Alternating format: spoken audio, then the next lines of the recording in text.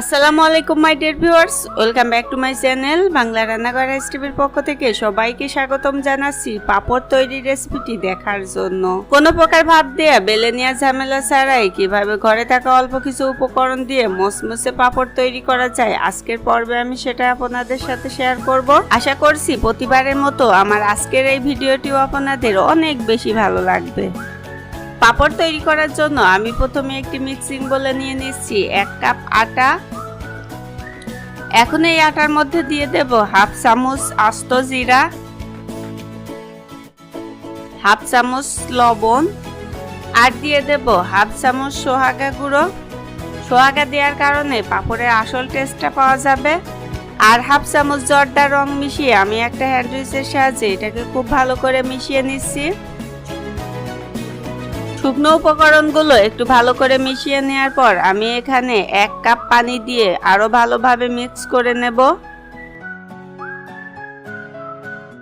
পাপড়ের এই ব্যাটারটি বেশি একটা ঘন করা যাবে না, সেজন্য এখানে আমি আরো 1 কাপ পানি দিয়ে খুব ভালো করে মিশিয়ে নিচ্ছি। 1 কাপ আটার জন্য আমি এখানে 2 কাপ পানি দিয়েছি। পাপড় তৈরি করার জন্য যে পরিমাণ আটা নেবেন তার ডাবল পরিমাণ পানি দিয়ে এটাকে খুব ভালো করে মিক্স করতে হবে, যাতে করে ভিতরে কোনো লাঞ্চের সৃষ্টি না হয়। ব্যাটারটি আমি খুব ভালোভাবে মিক্স করে নিয়েছি। এখন আমি এটাকে রেখে দেব আর চুলায় একটি ফ্রাই প্যান বসিয়ে হালকা গরম করে নেব। এরপর আমি 1 চামচ ব্যাটার নিয়ে ফ্রাই প্যানে দিয়ে দেব আর আলতো হাতে উপরটা একটু ছড়িয়ে দেব। তারপর যখন দেখবেন উপরটা ড্রাই হয়ে গেছে তখন এটাকে তুলে নিতে হবে। আর একটা জিনিস সবসময় লক্ষ্য রাখতে হবে, চুলার জালটা কিন্তু বাড়িয়ে এটা করা যাবে না। সেম প্রসেসে পাপড়গুলো এভাবে তৈরি করে নিতে হবে, তবে চুলার জালটা লোতে রেখে এই কাজটি করতে হবে। আর চাইলে ঢাকনা দিয়েও এই কাজটি করতে পারেন। সেম প্রসেসে আমি আরেকটি করে দেখাচ্ছি। এভাবে দেওয়ার পরে ঢাকনা দিয়েও ঢেকে দিতে পারেন, এতে করে অতি তাড়াতাড়ি হয়ে যাবে। আর ফ্রাই প্যানে যেহেতু লেগে যাওয়ার ভয় নেই, তারপরেও মাঝে মধ্যে একটু তেল ব্রাশ করে দিতে পারেন।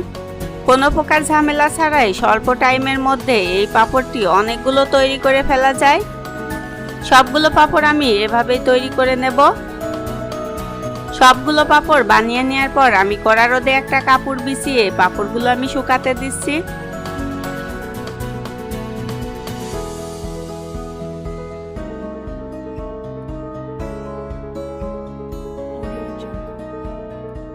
পাপড়গুলো আমি কড়া রোদে খুব ভালো করে শুকিয়ে নিয়েছি। পাপড়গুলোকে খুব ভালো করে শুকিয়ে নিতে হবে, না হলে কিন্তু ভাজার সময় খুব একটা মসমসে হবে না।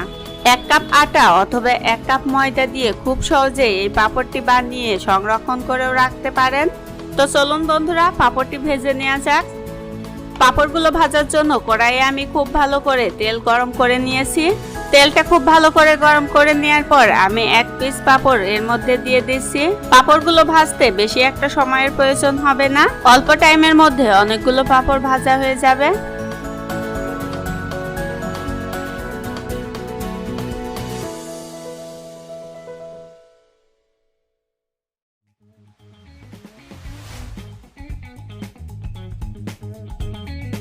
পাপড়গুলো ভেজে নেওয়ার পর দেখুন কতটা মসমসে হয়েছে। হাতে বানানো এই পাপড়গুলো তো খেতে ভীষণই টেস্টি লাগে, তবে আপনারা চাইলে উপরে কিছুটা ঝালও ছিটিয়ে দিতে পারেন।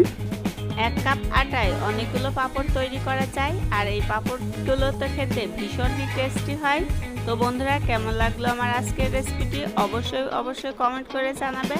আর ভিডিওটি ভালো লাগলে চ্যানেলটি সাবস্ক্রাইব করে পাশে থাকা বেল বাটনটি ক্লিক করে নোটিফিকেশন অন করে দিবে, এতে করে নতুন ভিডিও আপলোড দেওয়ার সাথে সাথে নোটিফিকেশন পৌঁছে যাবে। ধৈর্য সহকারে ভিডিওটি দেখার জন্য সবাইকে অসংখ্য ধন্যবাদ। সবাই সুস্থ থাকুন, ভালো থাকুন। আমার নেক্সট ভিডিও দেখার আমন্ত্রণ জানিয়ে আজকের মতো এখানেই বিদায় নিচ্ছি। আল্লাহ হাফেজ।